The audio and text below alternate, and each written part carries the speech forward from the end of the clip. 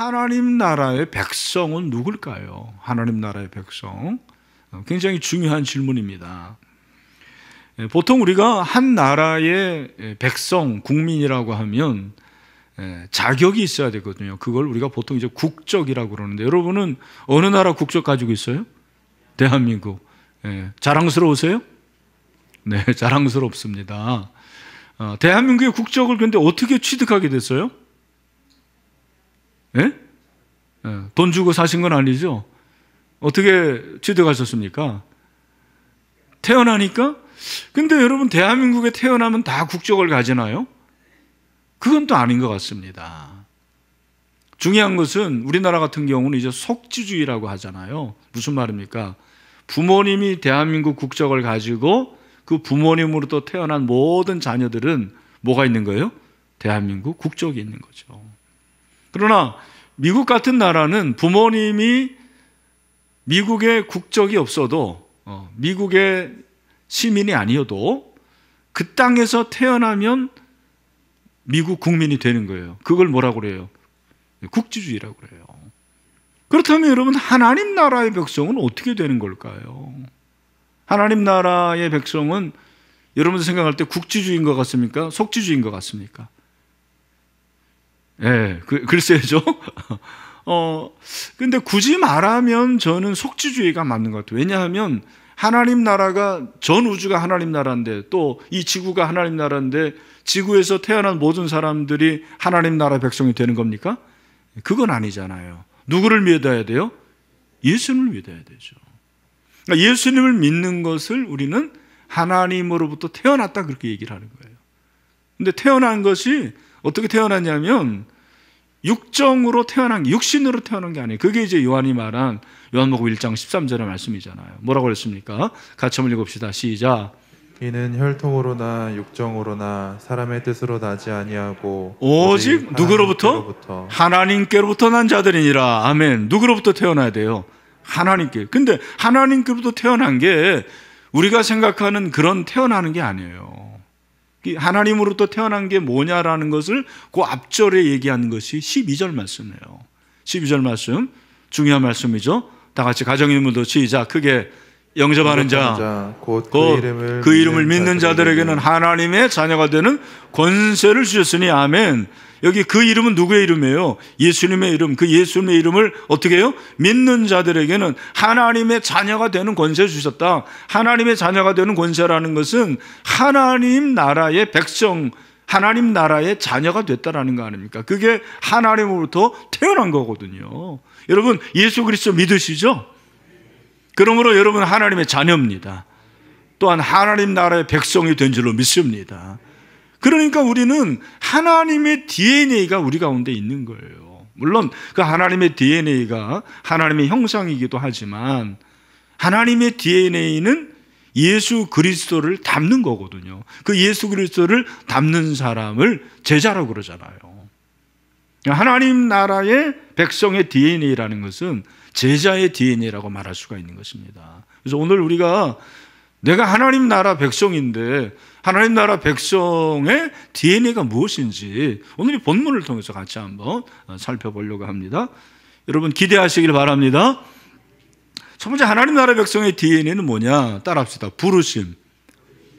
부르심이에요. 오늘 18절에 보니까 갈릴리 해변에 다니시다가 두 형제 곧 베드로라 하는 시몬과 그의 형제 안드레가 바다에 그물 던지는 것을 보시니 그들은 어부였습니다. 그들을 보고 예수님께서 19절 다 같이 시작. 말씀하시되 나를 따라오라. 내가 너희를 사람을 낚는 어부가 되게 하리라 하시니, 여기 보니까 말씀하시되는 다른 말로 뭐예요?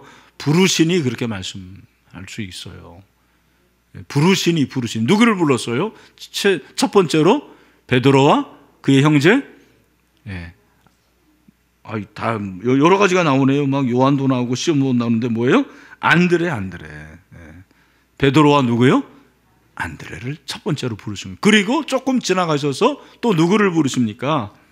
21절에 보니까 두 형제 곧 세베대의 아들 야고보와 요한을 부르시는 거예요. 거기 그 21절 마지막 그 단어가 중요하죠. 부르시니, 거기에 동그라미를 하세요. 부르시니. 부르는 게 참 중요한 거예요. 예수님은 제자들을 어떻게 해요? 불렀어요. 제자들이 제자가 되겠다고 찾아온 게 아니라니까요.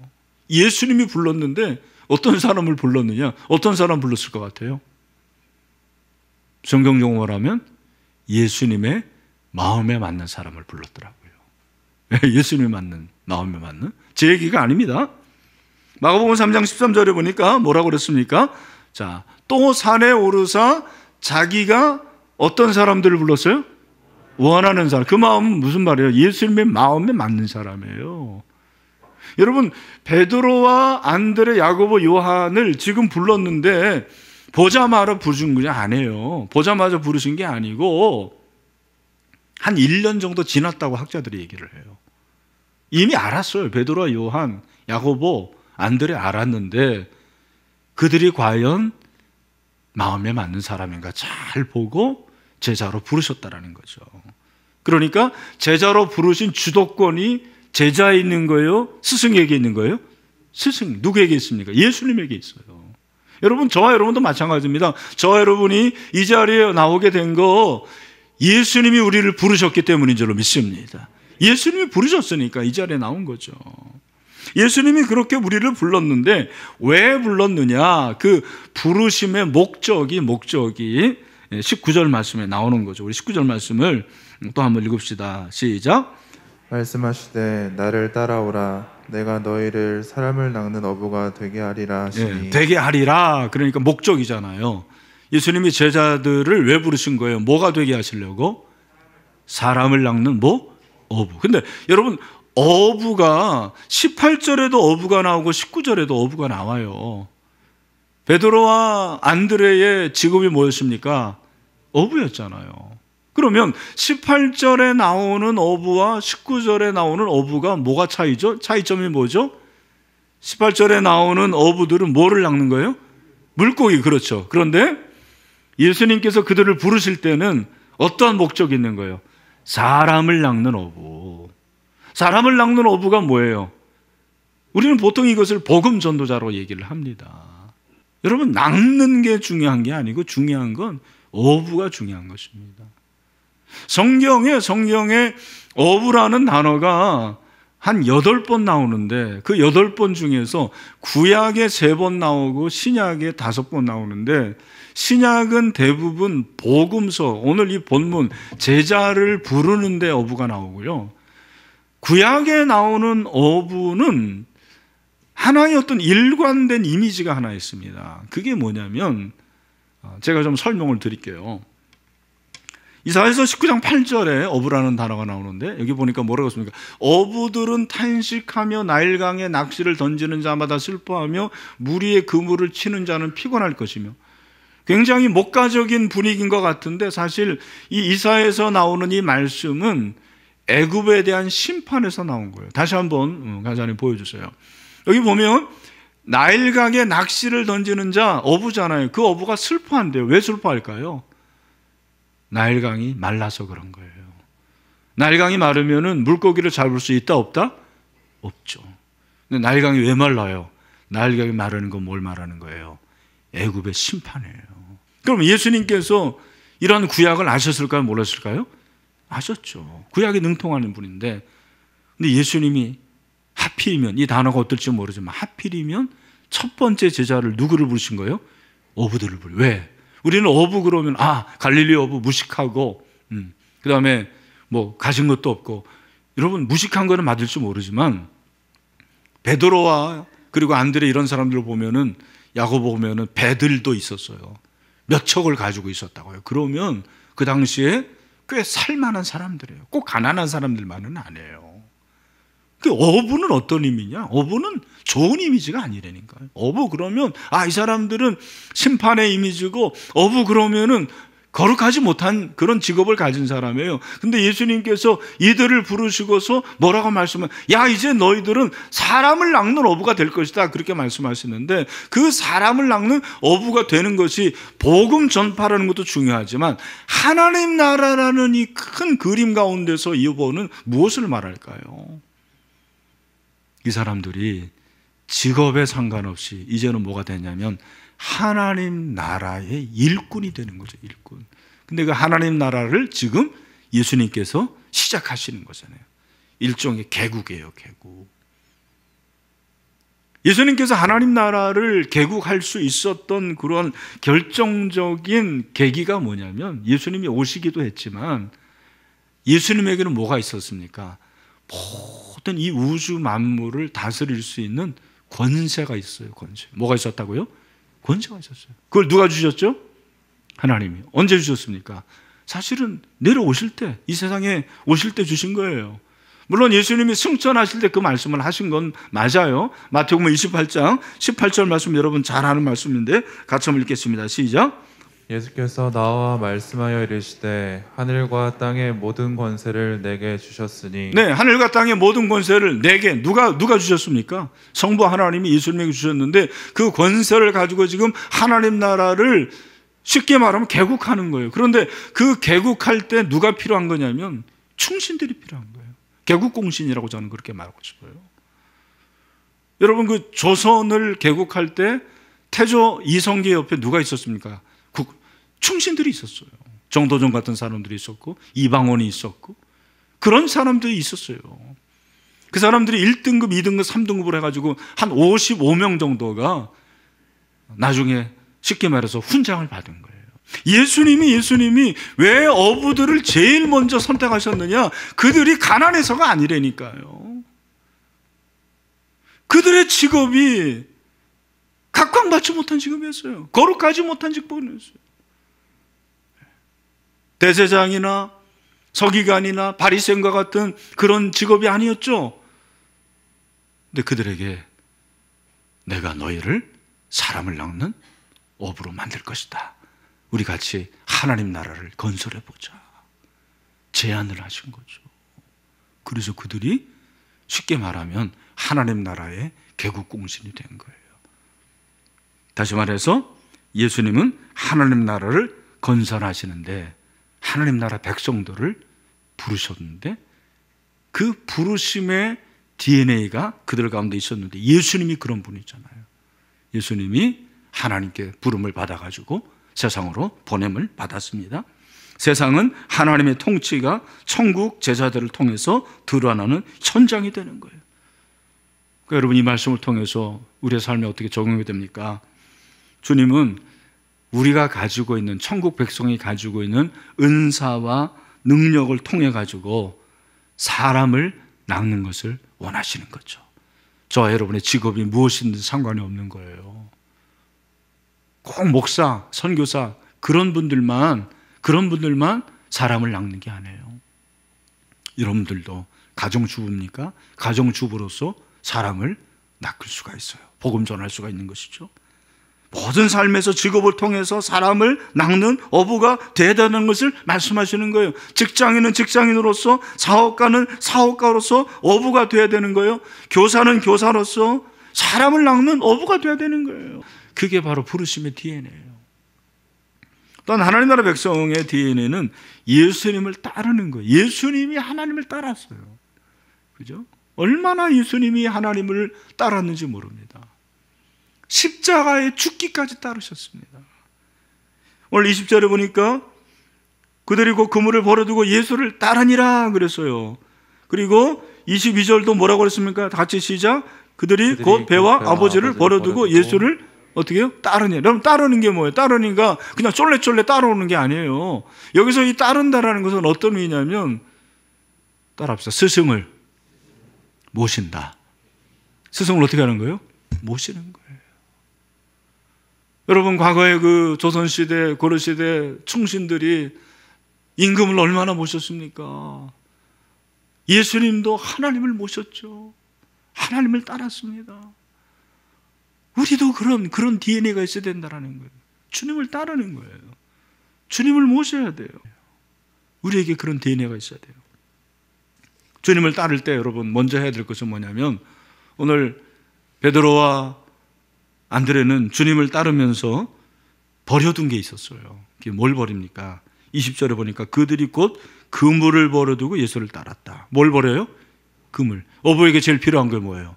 그물이죠. 그걸 버리는 거예요. 또 야고보와 요한은 뭐를 버립니까? 22절, 그들이 곧 배와 아버지를 버려두고 예수를 따르니라.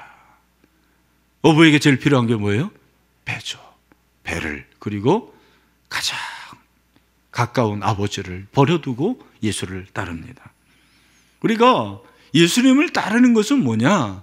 하나님 나라 백성으로 주님을 따르려면 주 예수보다 더 귀한 것은 없네. 내가 주님을 소중하게 여기는데 방해되는 것들, 그런 것들을 다 분토처럼 여기는 거죠. 배설물처럼 여기는 것입니다.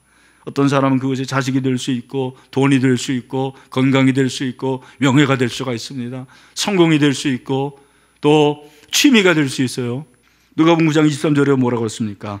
우리 주님께서 다 같이 시작. 또 우리에게 이르시되 아무든지 나를 따르려거든 누구를 부인해요? 부인하고 자기 부인. 그 다음에 날마다 제 십자가를 지고 나를 따를 것이니라. 여러분, 자기 부인이 뭐예요? 아, 나는 이 권위가 아니다, 이 권위가 아니다가 자기 부인이에요? 아니죠.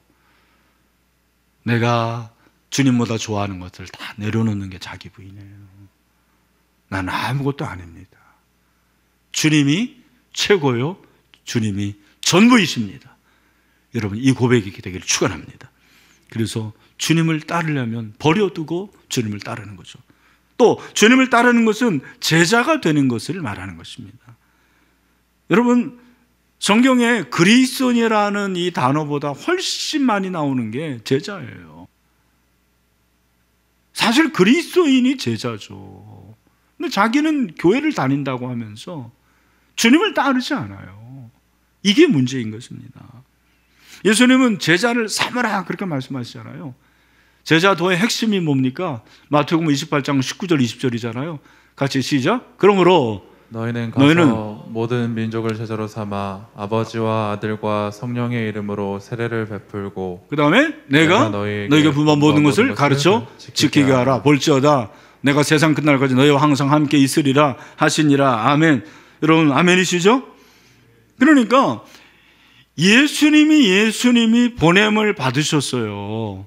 우리도 보냄을 받아야 된다는, 그게 제자를 삼는 거예요.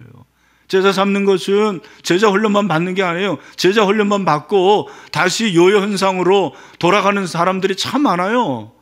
그거 제자 훈련 안 받은 것보다 낫지만 그게 무슨 의미가 있습니까?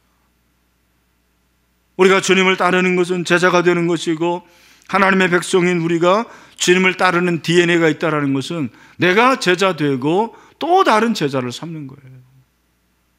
또 다른 사람을 섬기는 거죠. 그게 바로 제자도예요. 그런 DNA가 우리 가운데 있다라는 것을 성경이 말씀하고 있습니다. 누군가 예수님을 닮게 해야 되는 거죠. 그런 의미에서 모든 그리스도인은, 모든 하나님의 백성은 뭐가 되어야 된다? 제자가 되어야 된다는 것입니다. 지난주에 설 명절에 저희 어머님이 오셨는데, 어머님과 함께 오랜만에 텔레비전을 이렇게 시청을 하는데 김형석 교수님의 특강이 나오더라고요. 제가 이제 어머님과 함께 시청을 했는데, 김형석 교수님이 올해 나이가, 연세가 어떻게 되시는지 아시죠? 몇 살이죠? 102살. 100년 동안 살았던 그 사람의 얘기가 얼마나 대단한 겁니까? 들을 만하잖아요. 근데 그분이 100년 동안 살아봤는데 자기가 살아보니까 절대로 행복할 수 없는 사람의 두 가지 특징이 있더라는 거예요. 첫 번째가 뭐냐? 정신적 가치를 모르는 사람은 절대로 행복할 수가 없더라는 거예요. 근데 또 한 가지, 절대로 행복할 수 없는 사람의 특징이 뭐냐면 자기만 아는 사람, 이기적인 사람은 절대로 행복할 수가 없더라는 거예요. 돈을 벌어도 자기만 알고 자기 가족만 쓰고, 명예와 권력, 이 모든 것들을 자기만을 위해서, 건강도 자기만을 위해서, 이런 사람들은 절대로 행복할 수가 없다라는 그런 얘기를 하시더라고요. 맞다고 생각을 했어요. 남을 행복하게 할 수 있는 사람이 나도 행복한 거예요. 제가 한번 생각해보면, 내가 정말 남을 행복하게 지금 하고 있는가? 여기 부부들이 있는데 한번 물어봅시다. 배우자를 행복하게 하고 있습니까? 네. 아멘이라고 믿습니다. 우리 부모님들 자녀들을 행복하게 해주고 있어요? 자녀들, 부모님을 행복하게 하고 있습니까? 우리 목자들, 목원들을 행복하게 하고 있습니까? 이건희 목사가 우리 신일교회 교인들을 행복하게 해주고 있는가?